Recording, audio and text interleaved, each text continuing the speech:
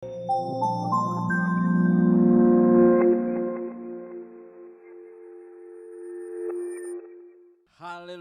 Shalom Bapak Ibu Saudara semua. Saya menyapa Bapak Ibu Saudara yang ada di NICC. Selamat pagi, bagaimana kabar hari ini? Pasti luar biasa. Juga Bapak Ibu Saudara yang ada di Surabaya, Shalom. Lambaikan tangan Bapak Ibu Saudara. Iya, saya undang kita bangkit berdiri. Minal aidin wal faizin. Kemenangan kita hanya ada di dalam Tuhan Yesus. Dia yang telah menyelamatkan setiap kita, memberi kehidupan setiap kita. Sehingga kalau kita ada sebagaimana kita ada sampai hari ini, itu semua karena anugerah Tuhan. Itulah kemenangan kita. Kita berikan kemuliaan bagi Allah kita yang luar biasa. Menyapa Bapak Ibu Saudara yang mengikuti melalui tayangan YouTube, channel YouTube Diaspora Sejahtera dan juga dari Radio Sejahtera. Shalom Bapak Ibu Saudara yang ada di rumah yang berliburan, tetap jaga kesehatan, tetap semangat, tetap sukacita. Tuhan Yesus memberkati Bapak Ibu Saudara.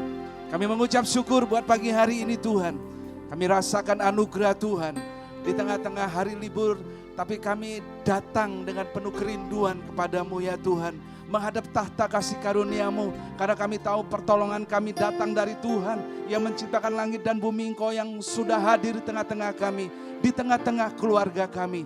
Apapun yang terjadi, apapun persoalan kami tahu salib-Mu itu yang mengubah hidup kami, salib-Mu itu yang menyelamatkan setiap kami. Sehingga kami ada seperti saat ini semua karena anugerah-Mu Tuhan.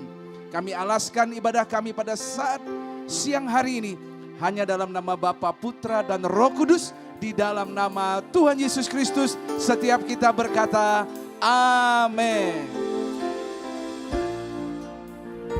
Baik Bapak Ibu silakan duduk. Kita akan persiapkan hati kita. Kita mau membawa pujian penyembahan kita kepada Tuhan. Sebab hanya Dialah yang layak diagungkan, Dia yang layak menerima segala hormat kemuliaan. Hanya namanya yang kudus. Dan Dia hadir di tengah kita. Mari kita persiapkan tubuh, jiwa, roh kita untuk menikmati hadirat-Nya.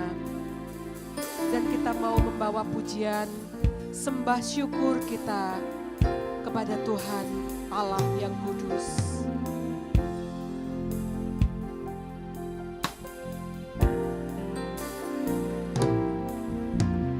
Pujian dan syukur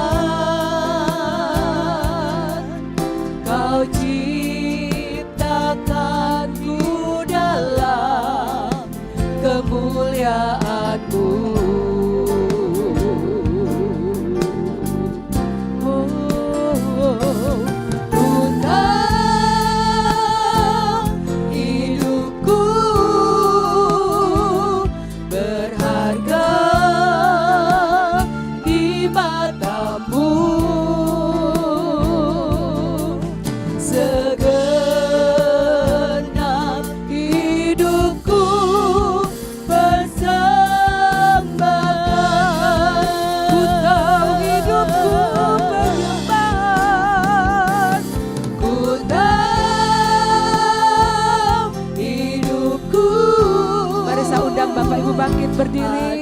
Mari angkat tangan kanan kita, angkat hatimu, angkat suaramu sembah Tuhan. Kau ciptakanku dalam kemuliaan-Mu.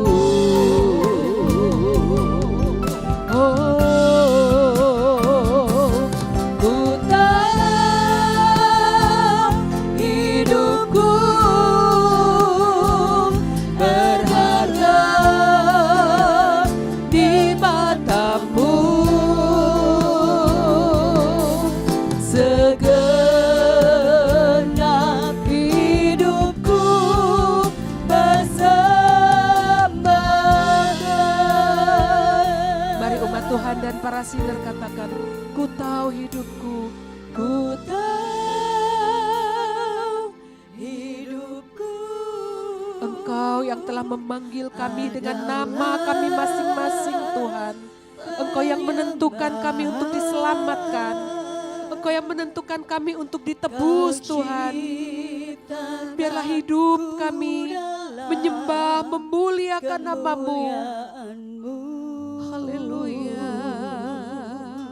Kami tahu hidup kami berharga di mata-Mu Tuhan.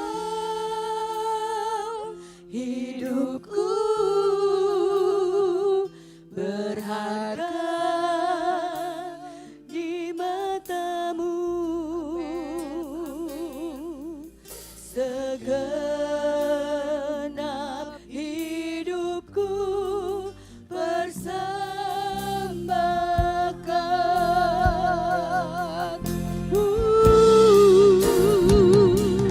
Ku tahu hidupku adalah penyembahan. Kau ciptakanku dalam kemuliaan-Mu.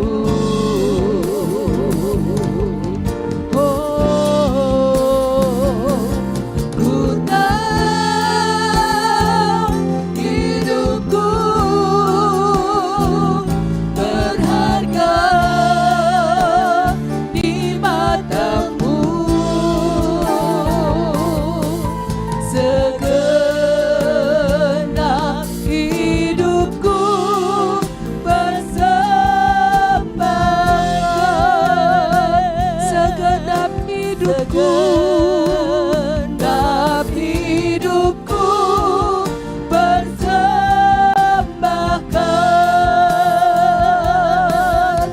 Segenap hidupku persembahkan. Mari bawa penyembahan kita kepada Tuhan. Nyanyikan nyanyian baru bagi Tuhan. Naikkan pujian dan mazmur-Mu bagi Allah yang layak, Allah yang berdaulat, Allah yang berkuasa atas hidup kita.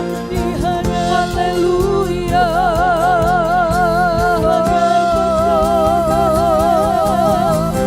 Engkau yang layak Tuhan, Engkau yang layak Tuhan, dipuji dan disembah. Hormat kemuliaan, Engkau yang layak Tuhan. Haleluya.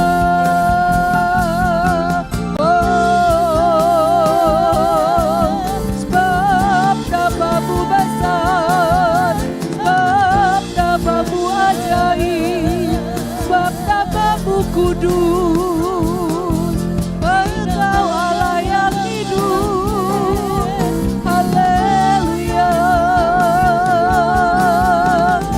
Masing-masing kita menyembah Tuhan. Jangan ada seorang pun yang berdiam diri. Dia hadir di tengah kita. Mari agungkan, muliakan namanya. Tiada layak, tiada layak. Oh, haleluya. Oh, tiada layak, tiada layak.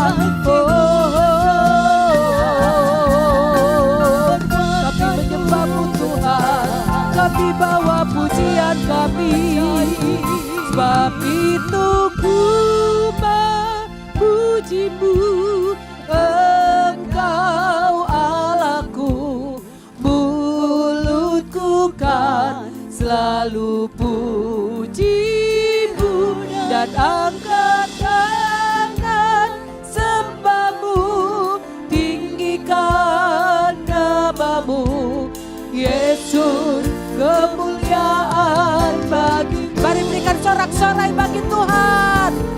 Tuku memujimu, Engkau Allahku, mulutku kan selalu pujimu dan angkat tangan sembahmu, tinggikan namamu, Yesus, kemuliaan. Tiada yang dapat memisahkan, tiada yang dapat memisahkan aku dari kasih-Mu, Yesus, hanya dalam namamu ku temukan kuatku.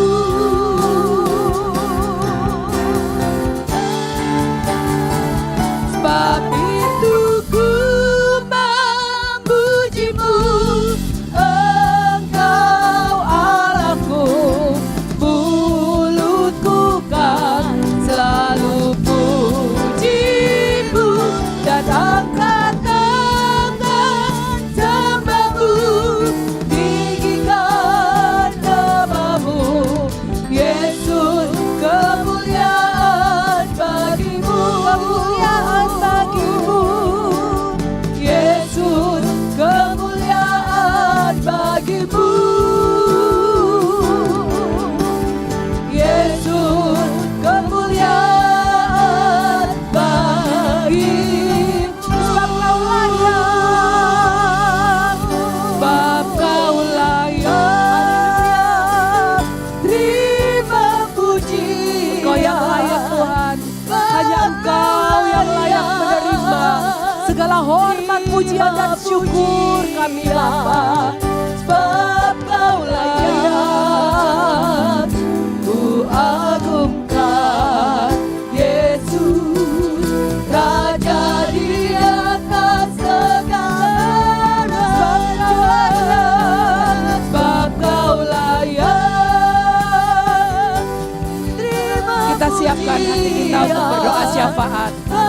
Kau layak, terima pujian. Sebab Kau layak, ku agungkan Yesus, Raja di atas segala raja, Raja di atas segala raja, Raja di atas segala raja.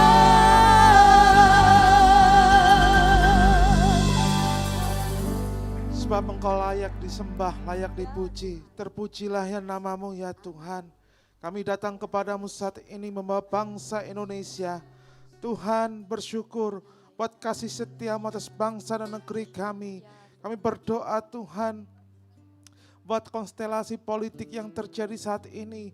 Kiranya semuanya dalam kondisi yang baik-baik saja Tuhan. Dijauhkan daripada politik identitas, dijauhkan daripada politik adu domba Bapa. Kami menolak segala berita-berita yang tidak benar yang terjadi atas bangsa kami. Kami menolak segala perpecahan atas bangsa kami Tuhan. Kami berdoa juga Tuhan untuk keamanan di Papua, untuk TNI yang bertugas di Papua.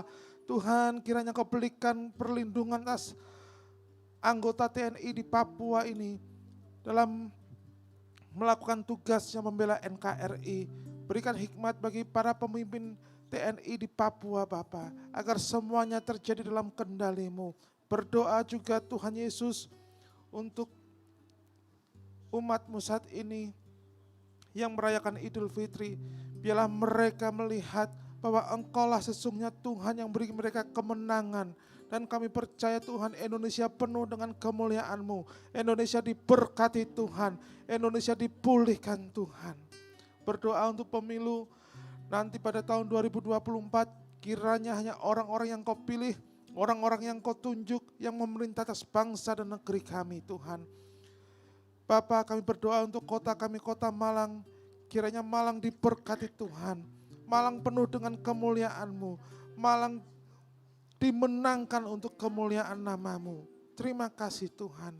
Terima kasih. Ini doa kami hanya di dalam nama Tuhan Yesus Kristus. Haleluya. Amin. Bapak Ibu dipersilakan duduk, kita akan menikmati tayangan pengumuman sepekan.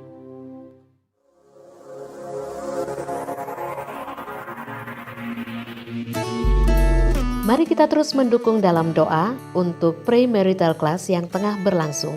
Biarlah apa yang mereka dapatkan dalam kelas ini dapat mereka terapkan dalam kehidupan pernikahan mereka kelak.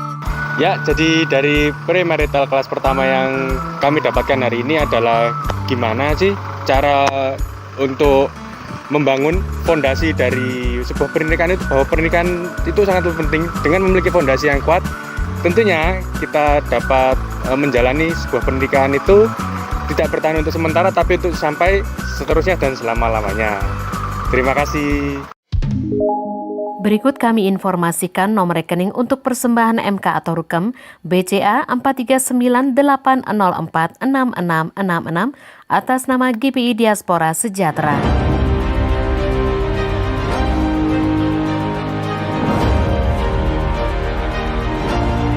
Ibadah Paskah Diaspora Generation Sabtu 29 April 2023 pukul 17 waktu Indonesia Barat di NICC.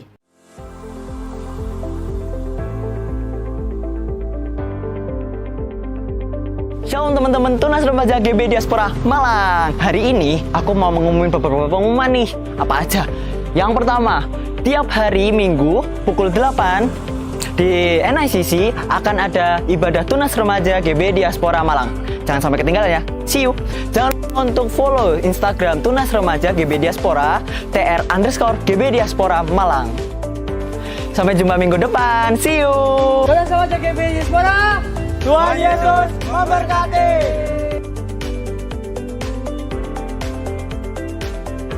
Shalom, oleh anugerahnya rekrutmen batch 2 kembali dibuka.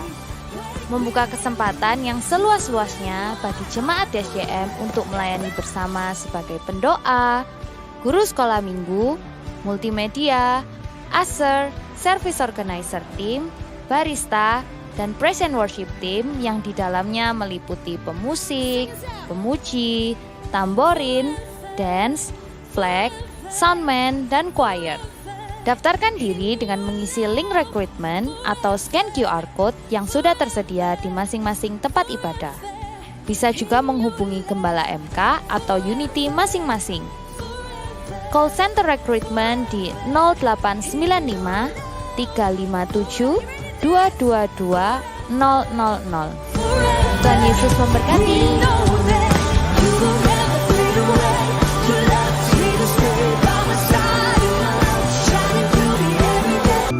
Peduli Kasih Lebaran untuk Surabaya sudah dibagikan sebanyak 24 paket untuk security dan kebersihan perumahan Prapen pada hari Rabu 12 April 2023. Peduli Kasih juga akan dibagikan kepada jemaat DSJM Surabaya sebanyak 100 paket di hari ulang tahun DSJM Surabaya nanti. Untuk DSJM Malang sudah dibagikan sebanyak 400 paket sembako untuk kompleks CPM, Angkatan Laut, Security Araya, OB, dan tukang di NICC.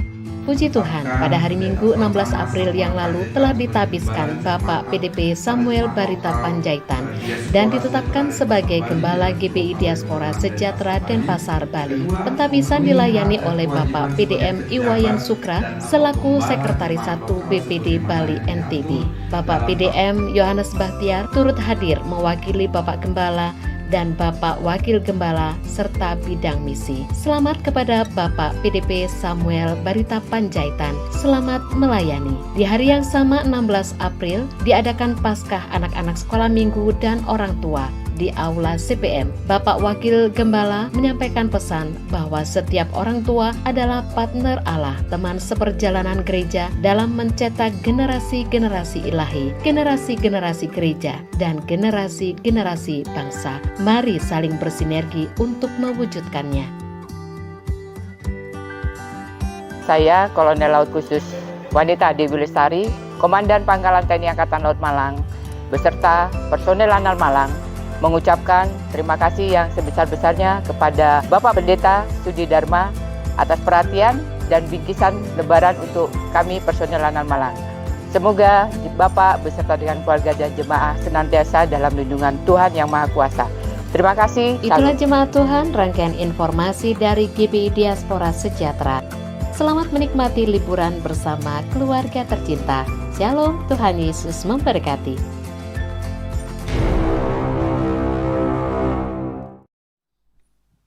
Puji nama Tuhan, kita siapkan hati kita untuk menikmati firman Tuhan. Dan kita akan nyanyikan satu pujian. Biarlah pujian ini yang mengingatkan kita. Pujian ini yang membawa kita menyadari siapakah diri kita di hadapan Tuhan. Dan betapa kita membutuhkan Dia. Allah yang berdaulat, Allah yang berkuasa penuh atas hidup kita. Yohana akan naikkan pujian ini. Rindu setia waktu hidupi kebenaran-Mu, bukan dengan kuatku, namun karena Roh-Mu. Yesus, Kau yang ku pegang teguh.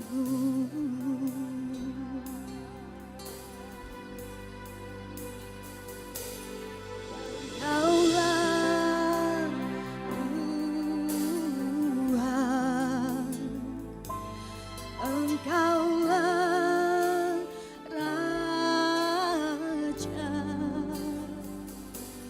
berdaulat atas hidupku, ku berserah. Mari Bapak Ibu bersama kita naikkan pujian ini. Ku rindu setiap waktu hidupi kebenaran-Mu, bukan dengan kuatku, namun karena Roh-Mu. Yesus, Kau yang ku pegang teguh. Mari Bapak Ibu saya undang bangkit berdiri. Kita naikkan pujian ini. Engkaulah Tuhan. Engkaulah Tuhan, Engkaulah Raja, berdaulat atas hidupku, ku berserah. Engkaulah Tuhan.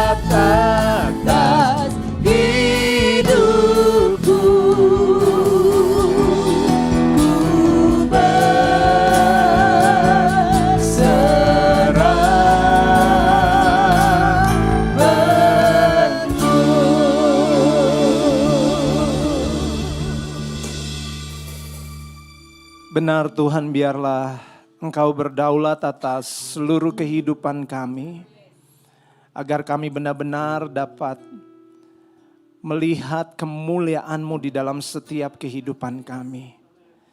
Engkau Allah yang memimpin setiap perjalanan kehidupan kami Tuhan. Engkau Allah yang memberikan kami kekuatan untuk kami boleh melakukan setiap kebenaran firman-Mu. Kami percaya Tuhan, ketika Engkau menjadi penguasa atas kehidupan kami, ketika Engkau menjadi raja atas kehidupan kami akan melihat kemenangan demi kemenangan terjadi. Kami akan melihat kebebasan dalam kehidupan kami, kelepasan, pemulihan, kesegaran yang baru kami terima Tuhan.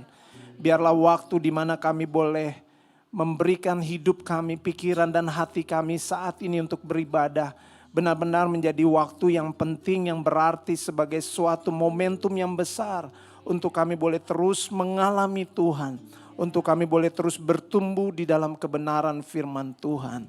Datanglah kerajaan-Mu, jadilah kehendak-Mu atas setiap kehidupan kami. Engkau Allah Roh Kudus yang berkuasa sepenuhnya atas ruangan di tempat ini, bahkan atas setiap kami yang beribadah secara online, dimanapun kami berada. Kami minta hadirat Tuhan, kami minta kuasa Tuhan, membawa setiap kehidupan kami untuk mengalami pertumbuhan, untuk mengalami perubahan, untuk mengalami kesempurnaan di dalam Engkau Tuhan. Terima kasih Tuhan, urapi hamba-Mu Tuhan. Biarlah apa yang hamba sampaikan pada pagi hari ini benar-benar di dalam pimpinan kuat kuasa Tuhan, di dalam hikmat Tuhan, di dalam kedaulatan Tuhan. Sekali lagi kami mengucap syukur dalam nama Yesus. Amin. Silakan duduk Bapak Ibu Saudara yang dikasihi Tuhan.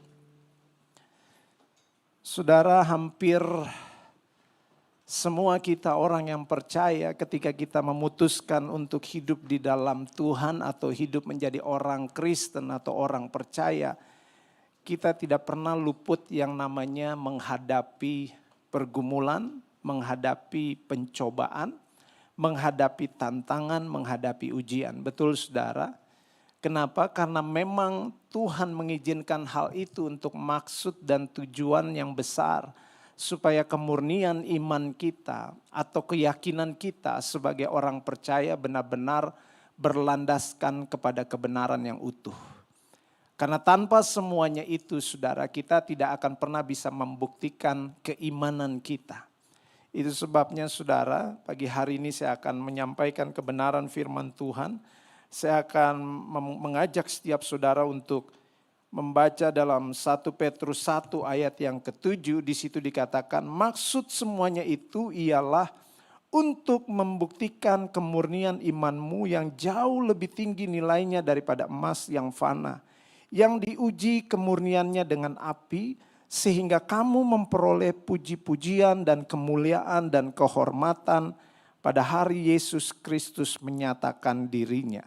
Sekali lagi saya katakan bahwa kekristenan, hidup sebagai orang percaya tidak akan pernah luput dalam menghadapi pergumulan, tantangan, dan ujian dalam kehidupan kita.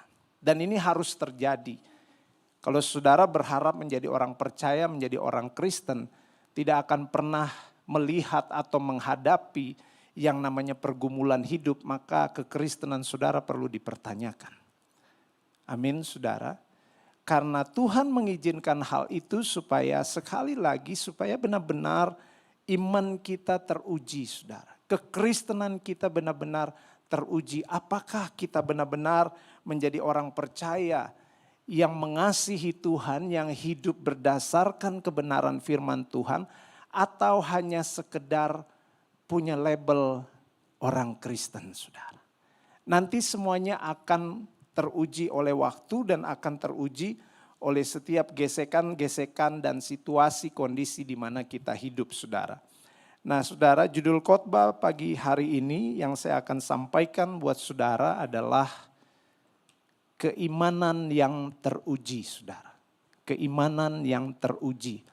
Kita sama-sama membaca di dalam Kejadian 22 ayat 1 sampai 19 agar kita boleh melihat secara utuh bagaimana kisah tentang Abraham, saya percaya saudara sudah sering membacanya, bahkan sering mendengarkan kebenaran firman Tuhan ini. Tetapi mari kita sama-sama kembali untuk diingatkan, untuk dikuatkan, agar iman kita benar-benar menjadi orang-orang percaya yang memiliki iman yang kuat di tengah-tengah situasi dan kondisi yang tidak pasti dalam bagaimana kita menjalani kehidupan ke depan, saudara. Mari kita sama-sama membaca di dalam Kejadian 22 ayat 1 sampai dengan ayat 19. Setelah semuanya itu, Allah mencoba Abraham. Ia berfirman kepadanya, Abraham, lalu sahutnya, ya Tuhan. Yang kedua, firman-Nya, ambillah anakmu yang tunggal itu yang engkau kasihi, yakni Ishak. Pergilah ke tanah Moria dan persembahkanlah dia di sana sebagai korban bakaran pada salah satu gunung yang akan kukatakan kepadamu.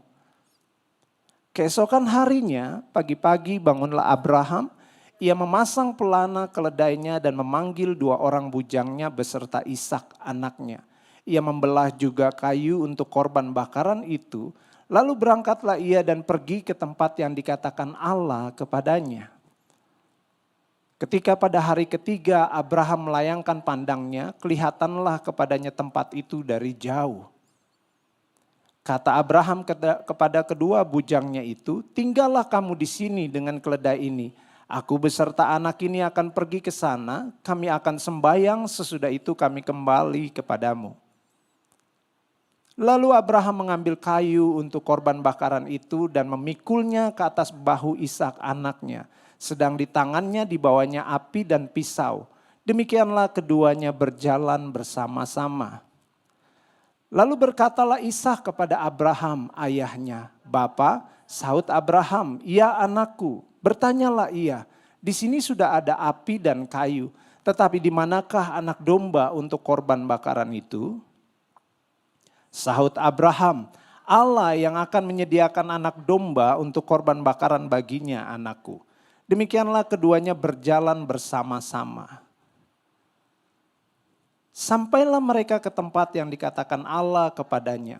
Lalu Abraham mendirikan mezbah di situ, disusunnyalah kayu, diikatnya Ishak anaknya itu, dan diletakkannya di mezbah itu di atas kayu api. Sesudah itu Abraham mengulurkan tangannya, lalu mengambil pisau untuk menyembelih anaknya. Tetapi berserulah malaikat Tuhan dari langit kepadanya, Abraham, Abraham, sahutnya, ya Tuhan. Lalu ia berfirman, jangan bunuh anak itu dan jangan kau apa-apakan dia. Sebab telah ku ketahui sekarang bahwa engkau takut akan Allah dan engkau tidak segan-segan untuk menyerahkan anakmu yang tunggal kepadaku. Lalu Abraham menoleh dan melihat seekor domba jantan di belakangnya yang tanduknya tersangkut dalam belukar. Abraham mengambil domba itu lalu mengorbankannya sebagai korban bakaran pengganti anaknya. Dan Abraham menamai tempat itu Tuhan menyediakan, sebab itu sampai sekarang dikatakan orang di atas gunung Tuhan akan disediakan.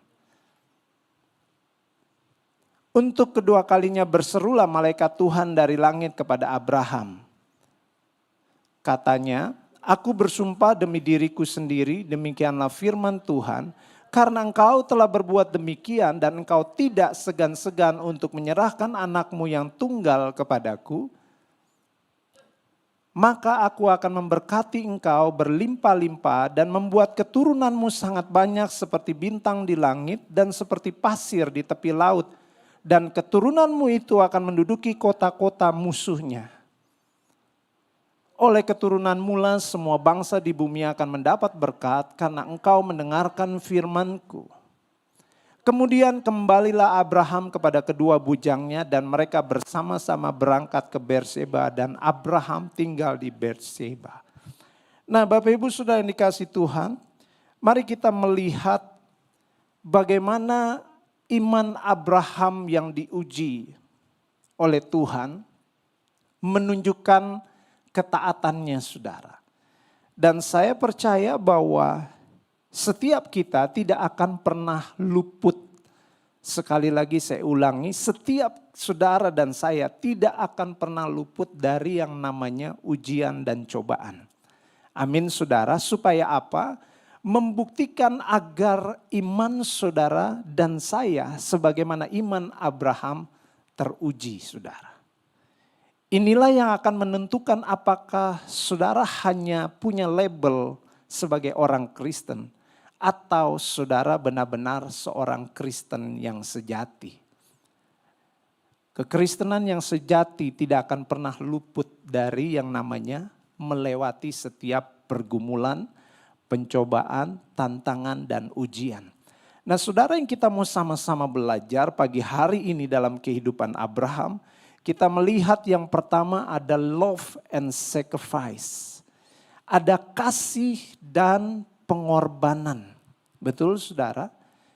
Kalau saudara mengatakan bahwa saya mencintai Tuhan, bukan hanya dibuktikan dengan saudara datang beribadah begitu rajin.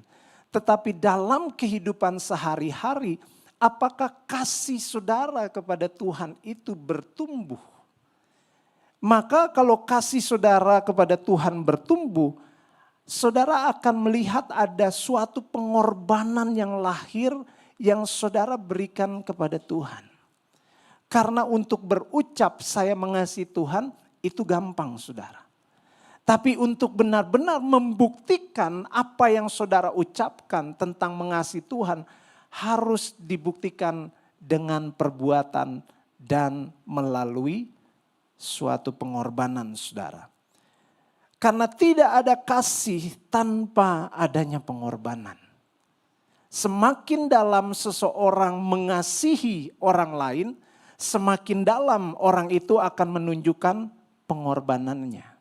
Betul apa enggak saudara? Nah Abraham telah melewati fase di mana Tuhan mau menguji apakah Abraham benar-benar mengasihi Tuhan atau dia benar-benar hanya mengasihi janji yang Tuhan berikan. Atau mengasihi anak daripada apa yang Tuhan janjikan. Nah pertanyaannya adalah bagaimana sikap kita sebagai orang percaya ketika saudara dan saya berhadapan dengan yang namanya ujian. Ya, bagaimana sikap kita saudara? Mungkin saat-saat ini saudara sedang diperhadapkan dengan suatu ujian dan pergumulan yang besar. Dan Tuhan sedang menguatkan saudara melalui kebenaran firman Tuhan ini. Apa sikap hati saudara? Apakah saudara mulai meragukan Tuhan? Atau saudara benar-benar semakin mengasihi dan mencintai Tuhan di tengah-tengah pergumulan saudara? Ya. Selanjutnya bagaimana tindakan Tuhan dalam setiap ujian yang kita hadapi? Kita akan melihat karakter Tuhan. Perbuatan-perbuatan Tuhan justru melalui pergumulan dan tantangan yang Tuhan izinkan terjadi dalam kehidupan kita. Kalau enggak kita enggak akan pernah tahu sifat dan karakter Allah dalam kehidupan kita. Kita enggak akan pernah tahu Allah yang luar biasa, Allah yang membuat mukjizat. Kalau kita enggak pernah berhadapan dengan yang namanya suatu pergumulan saudara. Tapi semuanya itu Tuhan izinkan. Ada pergumulan, ada masalah, ada pencobaan. Sekali lagi saya mau katakan bahwa itu semata-mata untuk menunjukkan apakah saudara mengasihi Tuhan lebih daripada apa yang saudara miliki. Ya. Karena kasih akan dibuktikan dengan yang namanya pengorbanan. Kalau di dalam istilah sekarang di mana kita hidup, saudara mungkin sebagai seorang pelayan. Nah saudara akan mengukurnya dengan apa saudara? Apakah ketika saudara melayani, sudah ada pengorbanan yang saudara berikan dalam pelayanan? Atau lebih banyak penuntutannya saudara atau tuntutannya dalam pelayanan? Oh saya akan melayani kalau ada fasilitas. Oh saya melayani kalau ada hal-hal yang menyenangkan saya. Jadi hanya pelayanan-pelayanan yang berhubungan dengan kesenangan saudara. Saya mau katakan itu belum sampai kepada berkorban, saudara. Ya, saya pernah berbicara dengan orang-orang yang melayani. Saya bilang kalau kamu pelayanan dan kamu mengharapkan adanya imbalan. Tapi saya pastikan dulu ketika saudara melayani dan orang kasih imbalan itu enggak berdosa saudara. Yang berdosa adalah begini, ketika saudara sudah melayani dan tidak ada imbalannya dan hati saudara menjadi apa? Tidak damai, menjadi susah dan kecewa. Nah, disitulah ukurannya, saudara. Ya,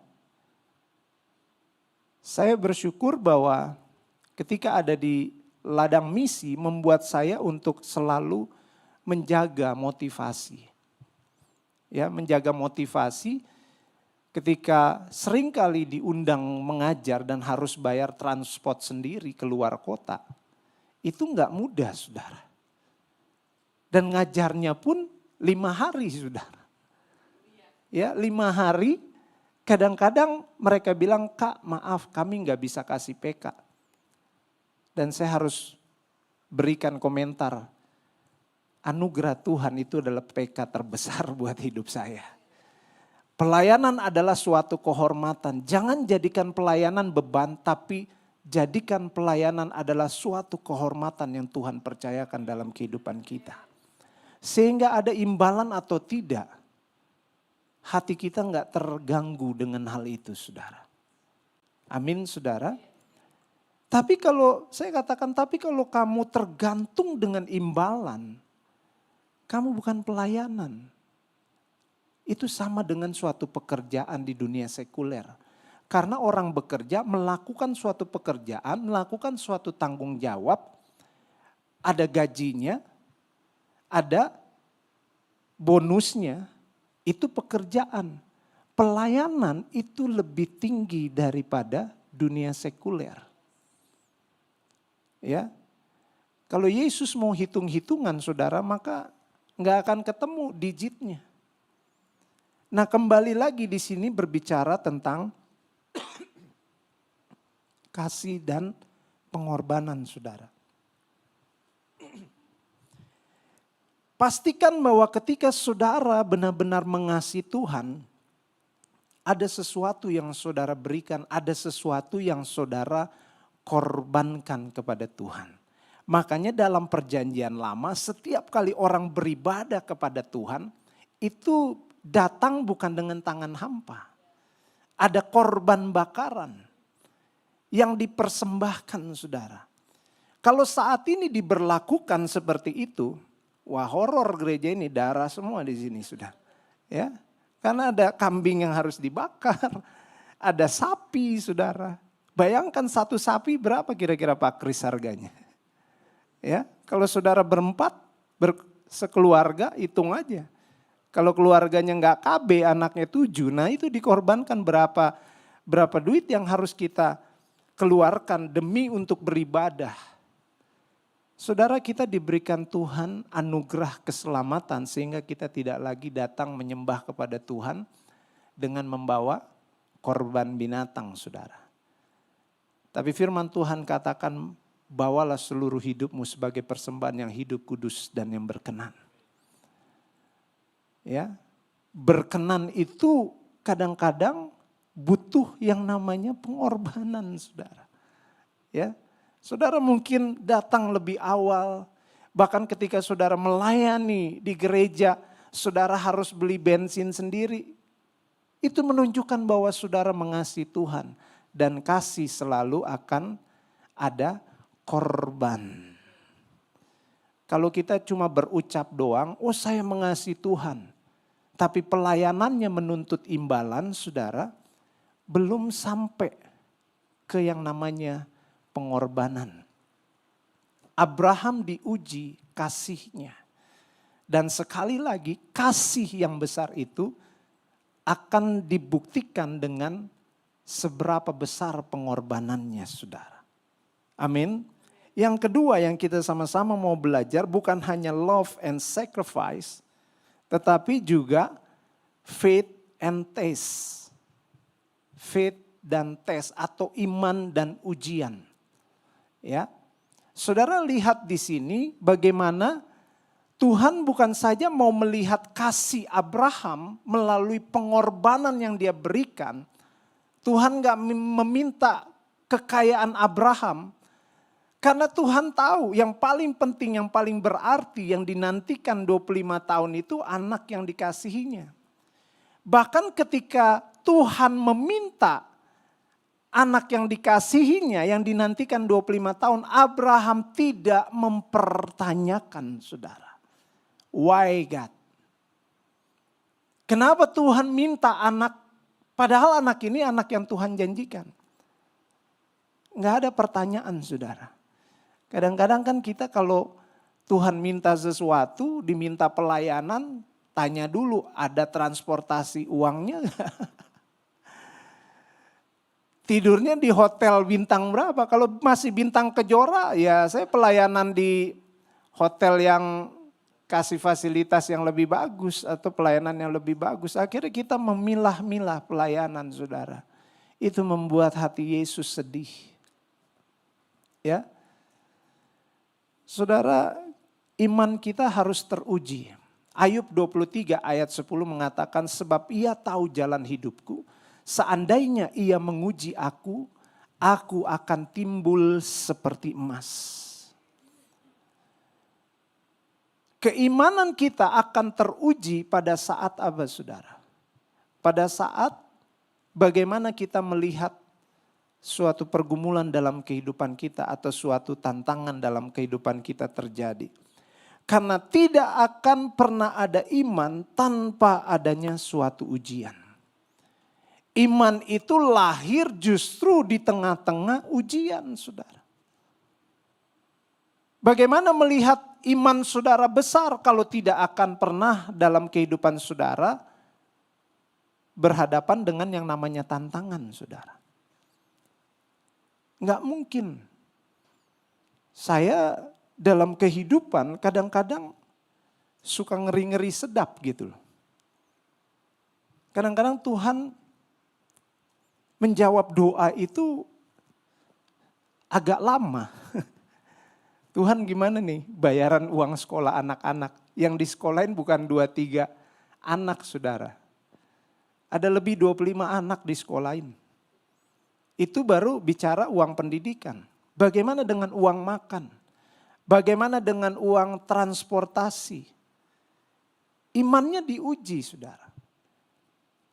Apakah benar-benar kita mempercayai Tuhan atau kita mempercayai kekuatan diri kita sebagai manusia?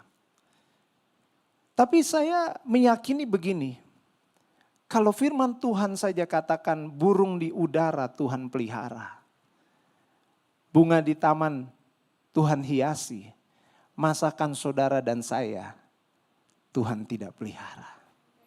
Amin. Tapi kadang-kadang memang harus melewati yang namanya ujian, saudara.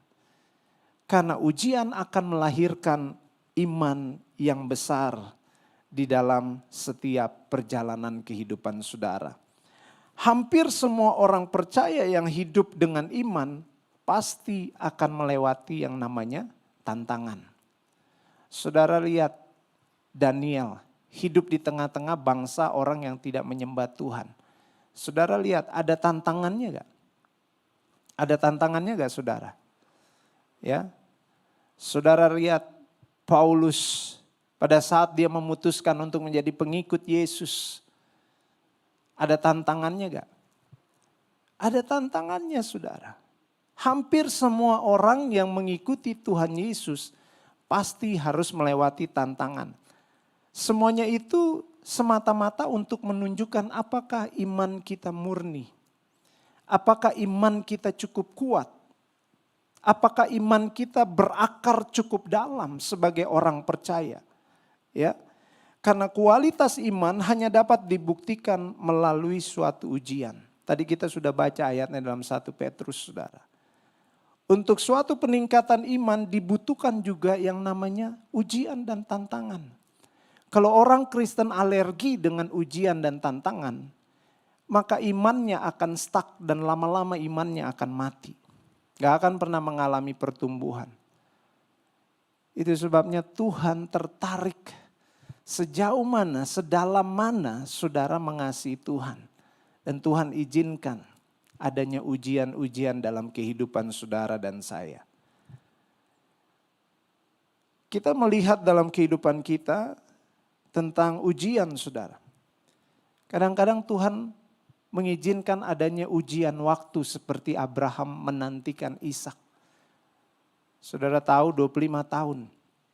Bagaimana dengan doa saudara yang mungkin saudara sudah berdoa 3 bulan.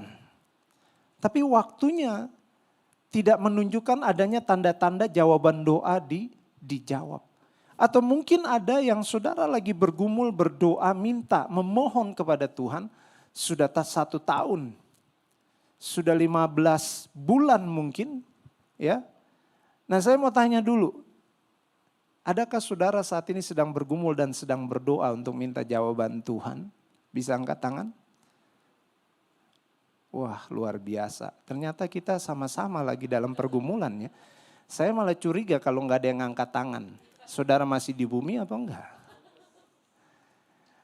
Coba saya tanya Bu Felicia, nggak usah dijabarkan apa yang Bu Felicia sedang pergumulkan, tapi sudah berapa lama berdoa? 25 apa? Wow, dikit lagi sama kayak Sarah nih. 25 tahun Bu, lagi berdoa ya sekarang. Yang berarti senior lah. Yang di bawah 25 tahun ada gak? Nah Bu saya mau tanya, selama 25 tahun itu pernah gak ngalami suatu keraguan, kekhawatiran atau udahlah kayaknya gak usah doa gitu, pernah gak? Gak pernah ya, luar biasa. Karena memang di diaspora ini imannya luar biasa semua. Saya jujur, kadang ketika berdoa sama Tuhan, untuk sesuatu yang saya mau, ya waktu itu saya pernah berdoa untuk teman hidup saudara. Itu cukup lama berdoa. Dan ya jujur sebagai manusia kadang-kadang khawatir juga. Apakah saya salibat gitu waktu itu. Saya menikah umur 33 ya. Cukup terlambat tapi tepat di dalam waktunya Tuhan. Dan itu perasaan khawatir yang kadang-kadang terjadi seperti itu. Tapi sekali lagi kita harus melihat bahwa ujian yang Tuhan izinkan melalui ujian waktu kadang-kadang mengajarkan kita untuk bersabar. Ya. Kita buka dulu dalam Yesaya 40 ayat 31. Tetapi orang-orang yang menanti-nantikan Tuhan mendapat kekuatan baru. Mereka seumpama Raja Wali yang naik terbang. Dengan kekuatan sayapnya mereka berlari dan tidak menjadi lesu. Mereka berjalan dan tidak menjadi lelah. Janji Tuhan bagi saudara yang sedang berdoa, bergumul menantikan pertolongan Tuhan. Tidak akan pernah lelah dan tidak akan pernah lemah. Karena Tuhan yang berjanji, Dia adalah Tuhan yang pasti menggenapi. Ya, ada ujian waktu kadang-kadang. Tapi juga ada ujian motivasi. Ya, kembali lagi. Ketika saudara melayani, apakah motivasi saudara benar? Atau ada motivasi-motivasi yang terselubung? Kadang-kadang ada orang pelayanan supaya bisa tampil dan dilihat orang. Ada orang pelayanan supaya bisa hidup. Jadi bukan hidup untuk melayani, tapi melayani untuk hidup. Ada perbedaannya saudara. Nah motivasi-motivasi itu akan difilterisasi dengan Tuhan. Apakah ketika engkau mengasihi aku dan engkau masuk dalam pelayanan benar-benar motivasinya murni atau enggak? Ya, saya melihat beberapa orang yang ketika terbiasa dengan pelayanan yang dikasih fasilitas, sebenarnya itu enggak berdosa dan tidak bersalah saudara. Sekali lagi ada kebenaran firman Tuhan, ya. Hamba Tuhan berhak mendapat upah. Tapi yang menjadi ironis buat saya adalah ketergantungan dengan itu saudara.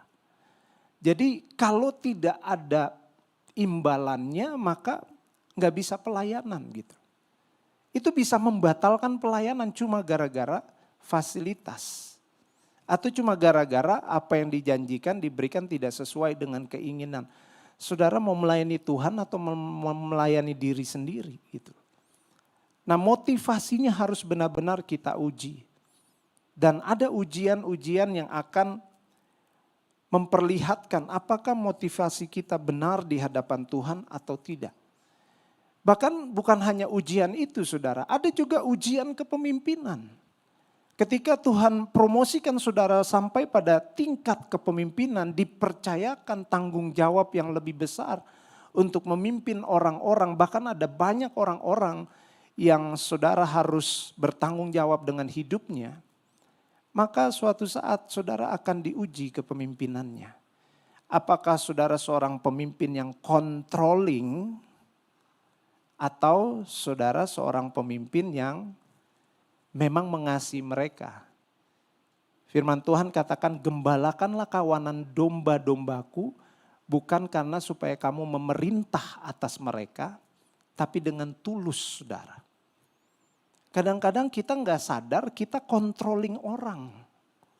Ya. Sehingga orang lain benar-benar tanpa dia sadar juga ketergantungan sama kita, bukan tergantung sama Tuhan. Hati-hati saudara. Jangan pakai kepemimpinan kita untuk mengontrol, menguasai hidup orang lain. Apalagi kalau dia orang awam. Dia taunya kita hamba Tuhan, apa aja yang kita sabdakan pasti benar. Padahal kita aja hidupnya nggak benar gitu loh. Mungkin saja kan. Nah kita harus tahu bahwa kepemimpinan adalah membawa hidup orang untuk menemukan panggilan dan tujuan serta menghidupi rencana Allah. Bukan menghidupi keinginan atau kepuasan kita. Akan ada ujiannya saudara. Ada banyak orang-orang pemimpin rohani yang nilai-nilainya adalah nilai-nilai dunia yang diadopsi. Jadi sekali lagi menguasai orang, mengintimidasi orang. Enggak seperti itu saudara. Jadi pemimpin itu harus benar-benar pemimpin yang hidup sesuai dengan kebenaran firman Allah. Suatu saat akan ada ujiannya. Bahkan juga ada ujian kesetiaan saudara. Seberapa setia kita melayani Tuhan. Seberapa setia kita menghidupi kebenaran firman Tuhan. Seberapa setia kita meluangkan waktu dengan Tuhan. Suatu saat akan ada ujiannya. Ada banyak ujian-ujian yang akan kita hidupi dalam kehidupan kita, bahkan kita harus berhadapan dengannya. Tapi apakah kita benar-benar menjadi orang-orang yang lulus tes ketika ujian itu ada di dalam kehidupan kita sebagaimana Abraham saudara. Kalau kita melihat bagaimana pada akhirnya Abraham melewati ujian dengan penuh kemenangan. Sekali lagi dia tidak mempertanyakan Allah ketika Allah meminta anaknya yang tunggal. Enggak ada pertanyaan satupun. Alkitab tidak mencatat akan hal itu.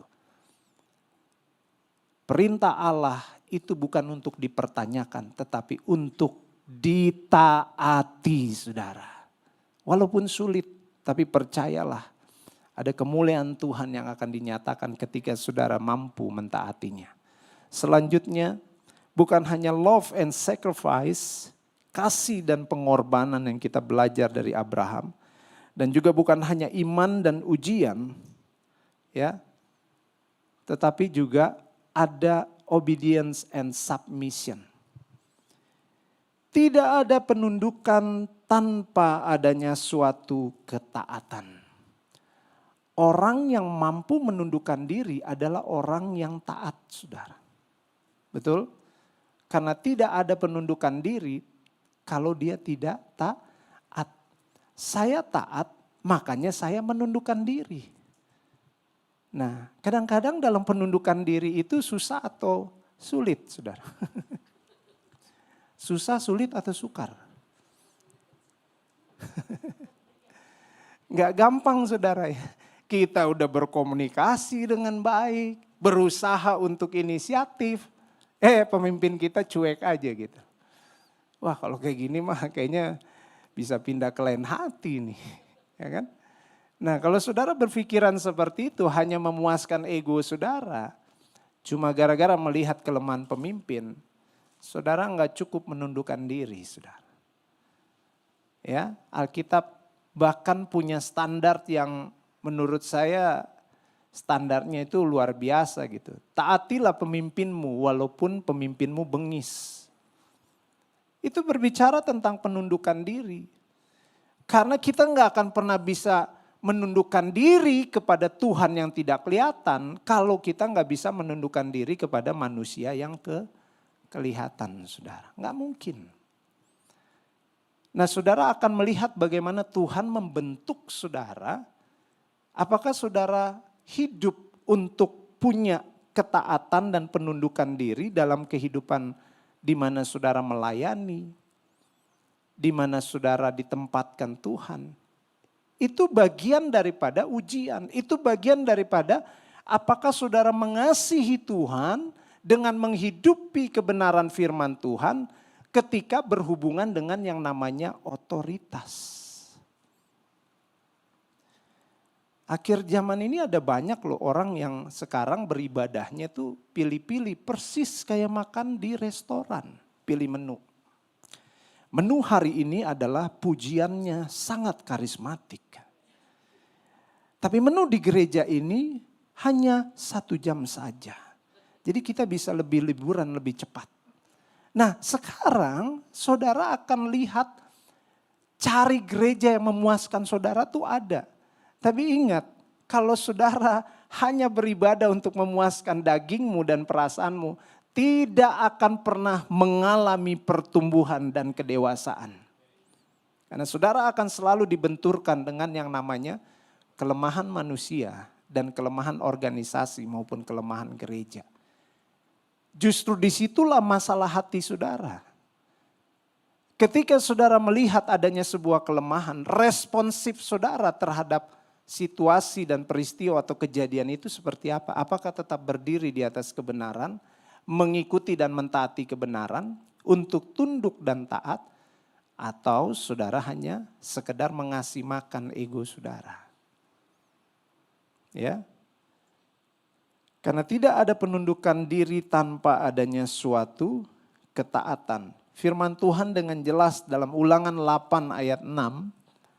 Ulangan 8 ayat 6. Oleh sebab itu haruslah engkau berpegang pada perintah Tuhan. Menundukkan diri untuk tetap berpegang pada perintah Tuhan. Berpegang pada perintah Tuhan Allahmu dengan hidup menurut apa saudara? Jalan kita sendiri? Keinginan kita sendiri? Enggak saudara. Firman Tuhan katakan hidup menurut jalan yang ditunjukkannya dengan takut akan Dia. Ya. Saya pernah dibentuk pemimpin beberapa kali, bahkan seringkali saya kesaksian. Masalahnya kalau saya dibenturkan, digesek dengan pemimpin, saya enggak hidup menurut perintah Tuhan, bahaya saudara. Karena pemimpin yang berdampak hidupnya adalah pemimpin yang pernah menjadi pengikut yang punya sikap hati yang baik. Betul saudara? Ya. Jadi yang kita harus ikuti adalah perintah Tuhan. Perintah Tuhan untuk bagian dalam kehidupan pelayanan kita mungkin yang berhubungan dengan relasi, dengan hubungan. Ya. Hubungan dengan sesama. Maukah kita saling menundukkan diri? Saling menghargai, saling menghormati. Kalau memang Tuhan suruh untuk minta maaf. Tuhan suruh untuk rendah hati. Tuhan suruh untuk pergi duluan untuk inisiatif. Ya lakukan saudara. Jangan mempertahankan gengsi. Cuma mungkin gara-gara posisi saudara lebih di atas daripada orang tersebut. Kadang-kadang saya semakin ngeri ketika posisi kita makin tinggi, rasanya untuk merendahkan hati itu semakin langkah. Karena identitasnya begini, kalau saya merendahkan hati sebagai hamba Tuhan, maka saya kehilangan apa?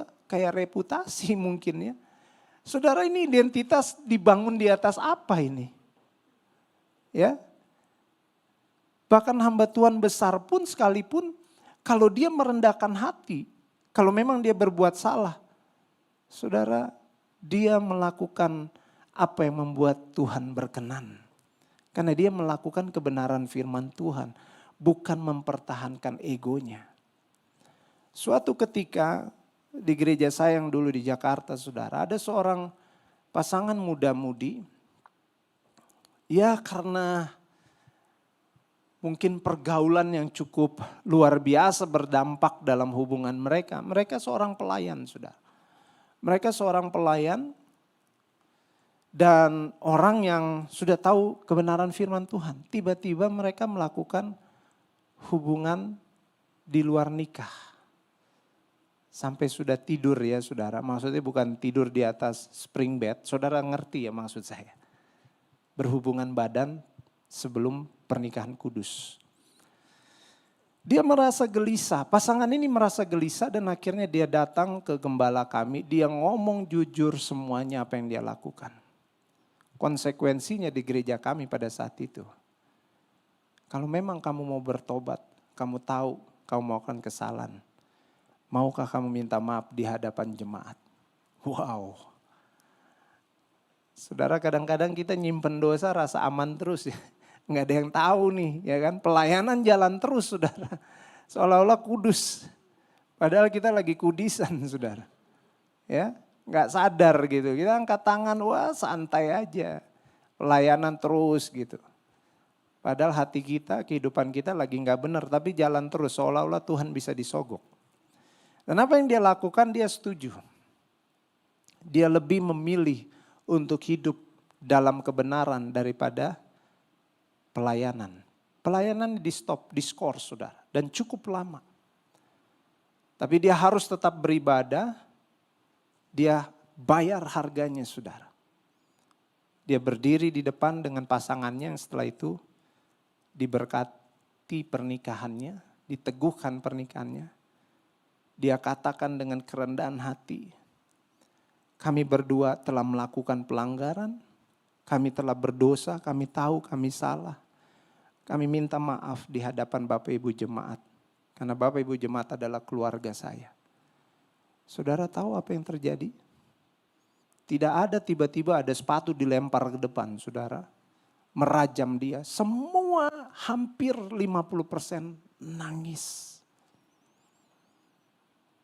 Amsal mengatakan, siapa yang merendahkan hati mengakui dia akan disayangi.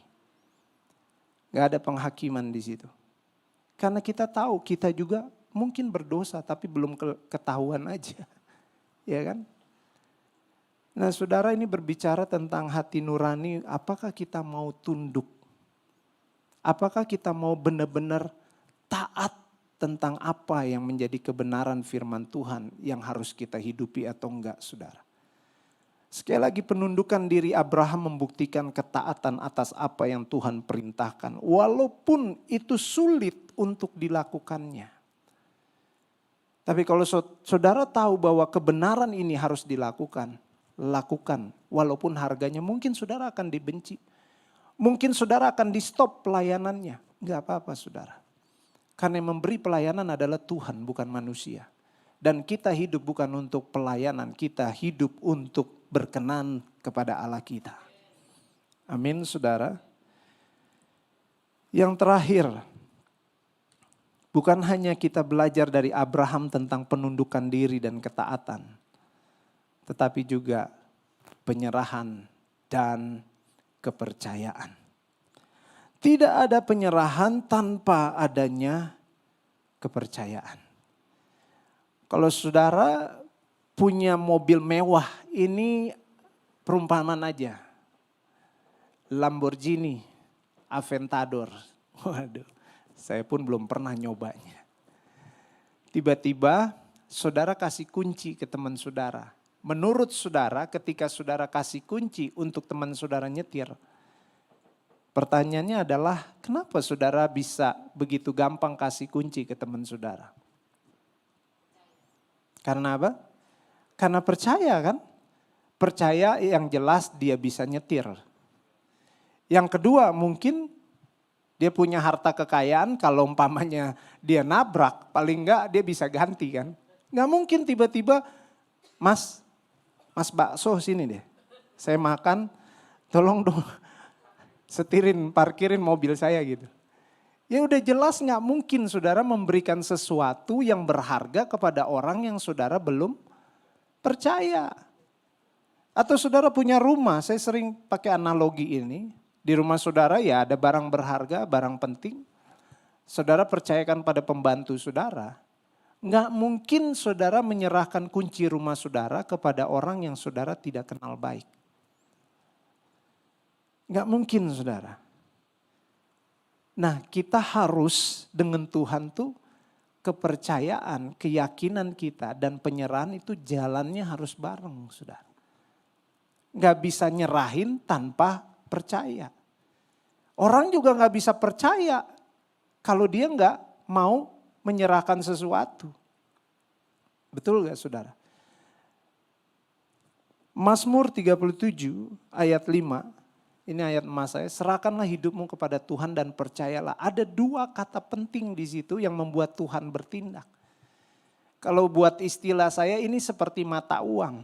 Selama sisinya keduanya benar, saudara bisa membeli apa saja yang sesuai dengan kehendak Tuhan. Tuhan, aku mau melihat perkara hebat terjadi dalam pelayananku. Selama ada penyerahan dan kepercayaan kepada Tuhan, itu terjadi saudara.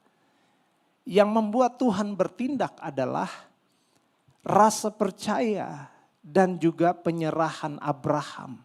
Sehingga akhirnya Ishak digantikan oleh apa? Anak domba yang tersangkut di belukar. Karena Abraham bukan hanya percaya saja, tetapi juga dia menyerahkannya saudara. Ya, dalam Ibrani 11 kita sama-sama baca untuk menguatkan tindakan Abraham yang berhubungan dengan kepercayaan tadi. Ibrani 11 ayat 17 sampai 19 kita mau sama-sama membacanya. Karena iman maka Abraham tak kala ia dicobai mempersembahkan Ishak. Ia telah menerima janji itu, rela mempersembahkan anaknya yang tunggal. Walaupun kepadanya telah dikatakan keturunan yang berasal dari Ishaklah yang akan disebut keturunanmu. Ini saudara, karena ia berpikir apa? Bahwa Allah berkuasa membangkitkan orang-orang sekalipun dari antara orang mati. Dan dari sanalah ia seakan-akan telah menerimanya kembali. Jadi penyerahan dan ketaatan Abraham adalah dia percaya bahwa Allah itu berkuasa. Dia percaya bahwa Allah itu menggenapi janjinya. Ya, dia hanya bermodalkan berdasarkan kepercayaannya saudara. Dan itu dianggap kebenaran oleh firman Tuhan dalam Ibrani. Allah yang setia terhadap janjinya itu yang Abraham pegang. Amin saudara. Nah maukah kita belajar dari kehidupan Abraham yang punya penyerahan dan kepercayaan pada Tuhan. Yang mau taat di dalam penundukan diri kita kepada Tuhan. Dan punya iman yang dilahirkan dari ujian-ujian kehidupan kita. Ya. Serta apakah kita mau menunjukkan pengorbanan kita kepada Tuhan sebagai bukti daripada kasih kita. Nah saudara, saya akan tutup dengan satu video. Saya berharap tidak di take down. Kita berdoa aja sama-sama. Tapi ini ada korelasinya. Allah yang mengasihi saudara dan saya memberikan anaknya yang tunggal. Dan kita juga belajar daripada Abraham yang memberikan anaknya yang tunggal. Di sini berbicara tentang kasih, penyerahan dan pengorbanan.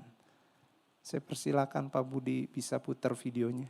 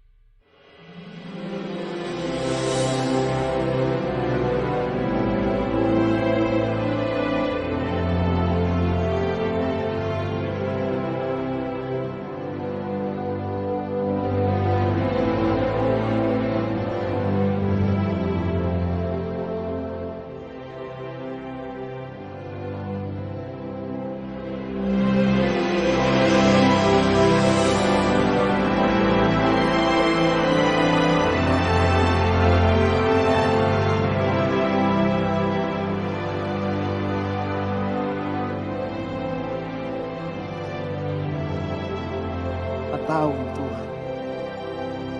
Dan Abraham menunjukkan kasih kepadamu Tuhan dengan mengorbankan anaknya.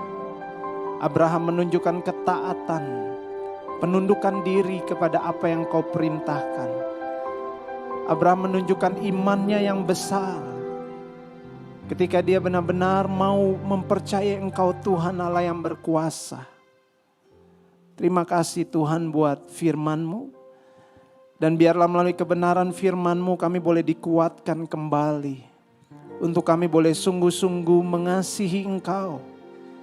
Untuk kami boleh sungguh-sungguh mau melakukan hal yang terbaik, memberikan yang terbaik dari kehidupan kami Tuhan. Ampuni mungkin setiap kami terkadang hanya memberikan sebagian dari apa yang Tuhan minta. Ampuni kalau kami seringkali khawatir, takut, kami tidak menjadi percaya akan setiap janji Tuhan.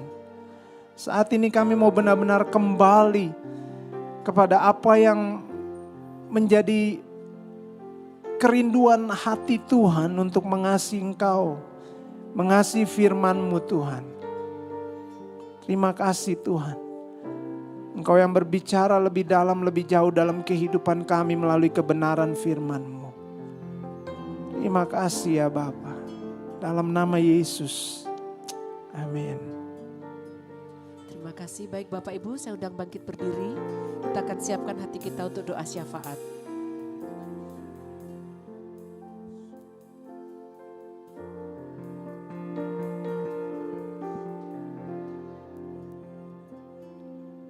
Mari jemaat kita akan berdoa. Kami berdoa dengan penuh syukur Tuhan. Kami berdoa karena kami telah menerima sesuatu yang besar dan sangat berharga. Oleh sebab itu kami percaya Engkau akan melakukan apa yang menjadi doa kami seturut kehendak-Mu, sesuai dengan cara-Mu, dan akan tepat pada waktu-Mu Tuhan. Sebab kami telah menerima kemenangan itu.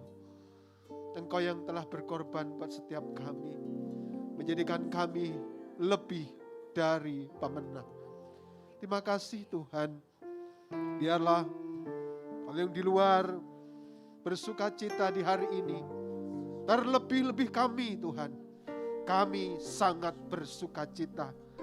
Kami percaya Tuhan akan terus mengerjakannya di dalam kami. Akan nyata bahwa kehidupan kami hanya ditopang oleh firman-Mu. Dan firman-Mu itulah yang kami akan hidupi. Terima kasih Bapa. Berkati hamba-Mu Bapak Novianus. Kami percaya Engkau yang memakai hamba-Mu. Engkau juga yang akan memperlengkapi hamba-Mu. Mengurapi untuk menyempurnakannya. Agar jadi semuanya adalah kehendak Tuhan. Perkataan Tuhan. Maksud dan rencana Tuhan yang jadi kepada setiap jiwa, setiap telinga yang mendengarkannya. Terima kasih Kau memelihara keberadaan hamba-Mu bersama dengan keluarga, bahkan keluarga besar Abba. Kami percaya penyertaan-Mu sempurna. Kami percayakan mereka di dalam tangan kasih-Mu Bapa. Bahkan anak didik setiap mereka, kami percaya mereka pun juga akan Tuhan pakai untuk menjadi pemberita kabar baik itu. Terima kasih Bapa. Terpujilah nama-Mu. Kami mengucap syukur buat keberadaan gereja kami Diaspora Sejahtera, baik yang ada di pusat maupun yang di cabang-cabang. Kami percaya setiap apa yang kami kerjakan, Engkau Tuhan yang akan terus menyempurnakannya. Apakah untuk ibadah-ibadah, bahkan esok 6 kali ibadah, kami percaya ibadah-ibadah yang dilakukan di cabang-cabang, hadirat Tuhan, lawatan Tuhan, akan juga membuat kami yang melayani diurapi oleh Tuhan, mempersiapkan diri dengan lebih baik. Pelayanan bukan sebuah pengorbanan, tapi pelayanan adalah sebuah kehormatan, karena kami telah menerima kasih karunia. Pengorbanan apakah yang dapat kami berikan? Apapun itu Tuhan, kami tahu kami telah menerima kasih karunia itu. Berkati sebab itu senantiasa seluruh pelayan-Mu yang ada di diaspora Tuhan, mulai daripada Bapak Gembala, Wakil Gembala, dimanapun saat ini pemimpin kami yang berada, kami percaya perlindungan, penyertaan, kekuatan, bahkan kasih sayang Tuhan menyertai mereka. Berkati para pengurus yang ada di gereja-Mu, penatua, pejabat gereja, staf gembala, diakon-diakones, bahkan seluruh ketua-ketua bidang, koordinator-koordinator ibadah, ketua-ketua komisi, menyerahkan mereka semuanya ke dalam tangan kasih dan karunia-Mu. Buat kami akan terus bergairah Tuhan, untuk melayani Tuhan, bukan karena kami, tetapi karena Tuhan yang telah mengasihi kami. Dan kami digerakkan oleh kasih, dan semuanya untuk menyatakan betapa besar Kristus yang ada dalam kehidupan kami. Kau memberkati pembangunan rumah Tuhan NICC. Kami terlalu percaya, apakah untuk ruang yang ada di bawah maupun juga yang di atas, Engkau Tuhan yang telah menatanya, mengaturnya, mengerjakannya. Dan pada akhirnya karena Tuhan, oleh Tuhan, bagi Tuhan saja segala kemuliaan. NICC pasti jadi. Berkati dan seluruh jemaat yang kami layani, mereka adalah murid-murid Kristus yang siap akan memuridkan yang lain. Mereka berjalan memang tidak sempurna, tetapi dalam perjalanan mereka justru mereka menikmati penyertaan Tuhan yang menyempurnakan kehidupan mereka, berubah dalam hari sehari ke hari yang lain, semakin serupa dengan gambaran-Mu. Amin. Hidup di dalam kelimpahan kasih karunia, mereka menikmati semua pekerjaan yang baik yang Tuhan terus kerjakan dalam kehidupan mereka. Bahkan Engkau Tuhan yang akan membuat mereka tidak pernah kehilangan cara untuk bagaimana Yesus ditinggikan, dipermuliakan. Makasih Bapak. Kami berdoa juga untuk jemaat-Mu, sekiranya mereka yang ada di tempat yang lain, apakah untuk pergi mengunjungi saudara-saudaranya, ataupun juga yang berwisata, piknik karena liburan. Kami berdoa, lindungi mereka, jagailah mereka Tuhan, dan biarlah mereka menikmati sukacita daripada Tuhan lewat apapun yang mereka kerjakan. Dan kami percaya Engkau Tuhan juga memberkati seluruh rangkaian ibadah yang kami kerjakan. Dan Tuhan juga lebih lagi untuk membawa umat-Mu bisa beribadah secara onsite. Terpujilah nama-Mu, mengucap syukur buat setiap kami yang sudah ambil bagian di dalam pelayanan pada doa puasa ini. Bahkan setiap kami yang beribadah secara onsite maupun online, kami semuanya sudah diberkati oleh Tuhan. Setelah doa berkat, kami bisa memberkati di dalam persembahan. Berkati persembahan kami. Kami percaya kami tidak pernah kekurangan sesuatu yang baik. Kami berlimpah-limpah dalam setiap pekerjaan baik. Nama Tuhan ditinggikan lewat persembahan kami. Bagimulah pujian, hormat, dan syukur kami dalam nama Yesus. Amin. Kita akan siapkan untuk menerima doa berkat. Ku mau seperti-Mu Yesus, disempurnakan selalu. Mari Bapak Ibu, siapa muda untuk bangkit berdiri, dalam segenap jalan memuliakan nama-Mu. Ku mau seperti-Mu Yesus, disempurnakan selalu dalam segenap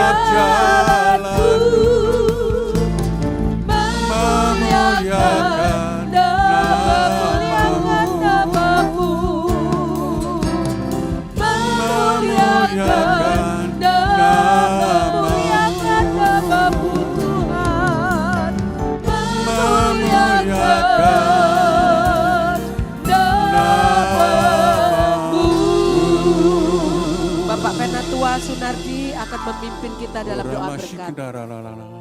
Bapa di surga, sungguh kami mengucapkan syukur, terima kasih buat ibadah kami pada pagi ini Tuhan. Kami boleh diberkati mulai kebenaran firman Allah. Saat kami boleh mendengar dan kami menjadi pelaku-pelaku firman-Mu. Firman yang hidup pasti akan menghidupi setiap kami Tuhan.